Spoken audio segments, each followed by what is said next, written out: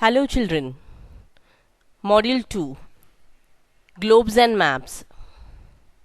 In this module, we are going to understand about signs and symbols, directions and scale, and colors on map. Children, signs and symbols, as we have done earlier, but I would like to elaborate in this module, is on a map, it is difficult to show the features like the settlements of bridges, post offices, railway lines, vegetation, etc. because there is not enough space to actually draw them. They are depicted by using certain colors, symbols, or letters. The common signs and symbols that are internationally accepted and used in maps are called conventional symbols. Children's symbol. Symbol is commonly used convention. For example, if there is a crossroad, I use a symbol which is a thread across road. If you have say river going on, I would have demarcation which would explain river. So these symbols are used not only in one city or one state or one country, but they are accepted internationally. When we have this symbol which are accepted internationally, we call those as conventional symbols. So convention symbols are accepted internationally by all the countries. Direction. Direction is whenever I draw a map, I must know which direction point on to. Map is correct only if you have direction sense that is provided in a map. Unless and until you have direction sense, the map is incomplete. So direction is very important, and to understand direction, most important is the cardinal points. When we talk about the basic cardinal points, we have north, south, east and west. Decided that you have 4 other subsidiary cardinal points as well in this are, which are marked in the red: northeast, northwest, southwest and southeast. Children, cardinal directions, as you can see in this picture, the north, south, east, west. We have northwest, northeast, southwest, southeast. Cardinal directions. The 4 cardinal directions and the 4 intermediate directions are written as N for north, S for south, NE for northeast, SW for southwest, E for east, W for west, SE for southeast and W for northwest. Children, scale. Now looking at the map carefully, we can see a small ruler like symbol on the maps, which is called as a scale. Now children, why we are using this scale on a map? See, it is not possible to show actual distances between the places on maps. Therefore, they are represented by a smaller unit on the map. A scale is a ratio between the distance on the map and the real distance on the ground. So, the scale of a map is the ratio of a distance on the map to the corresponding distance onto the ground. This simple concept is complicated by the curvature of the Earth's surface, which forces scale to vary across a map. Because of this variation, the concept of scale becomes meaningful in 2 distinct ways. The simple scale used in maps. See children, understanding scales.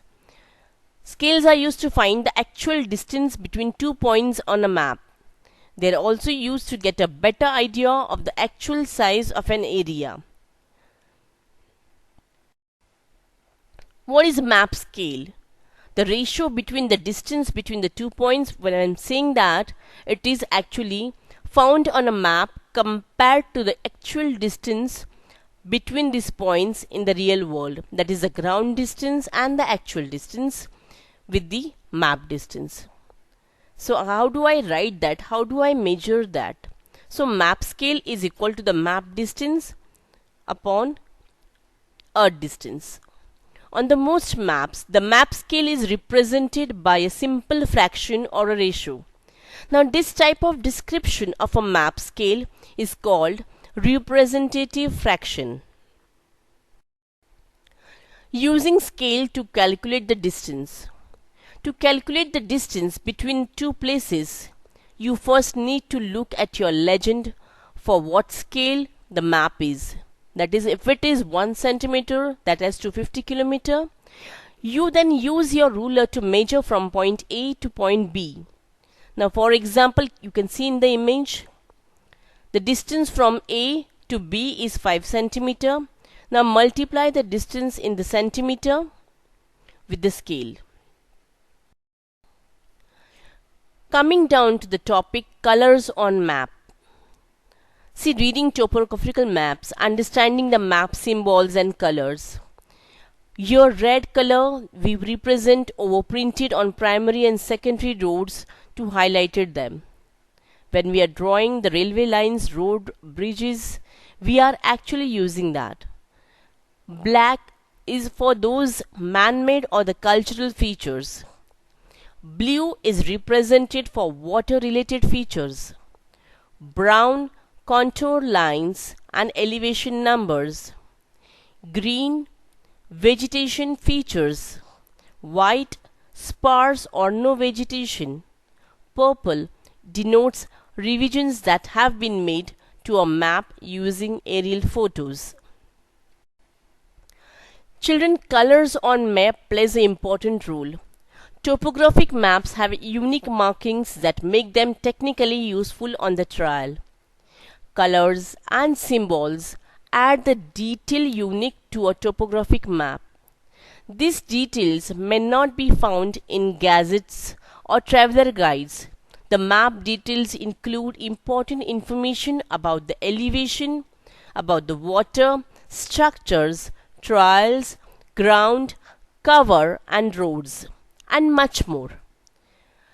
Colors stand out from the map and provide identification to many features such as vegetation and water. Colors represent natural and man-made features of the earth. Coupled with contour lines, colors add fabric to the features and terrain. Children, colors on map, we have several colors which are actually representing on map. We all know that blue color it is for water, as of like streams, lakes, permanent snow, fields and glaciers, etc. Green is identified for the forest and vegetation. White, a general lack of vegetation. Brown, as I said, contour lines. Black, man-made and the cultural features like as of temples, buildings, place names, boundary lines, roads. Red, highways and major roads. Township, range, section information. Pink is used for the urban areas. Purple reflects the revisions to a map but it's no longer used on maps in production. Children, at the end of this module, we have a small self-assessment for you. Name 4 main directions used in a map, as we have done now, the 4 main direction. Next question, what color is used to represent oceans on a map? Number 3, why is the study of direction essential? The sub-question to the question is, show the main directions and sub-directions with the help of a diagram. The diagram is already there in this module. You can take help of that. The activity here we are going to do for make a chart of conventional symbols. Make two columns. One is the symbol and the other one is site. Name them and write them. Show different colors uses on map. So list of colors and the use of that particular color on map. Draw India's map with different states and color them differently. Till then, enjoy, stay home, stay safe. Thank you.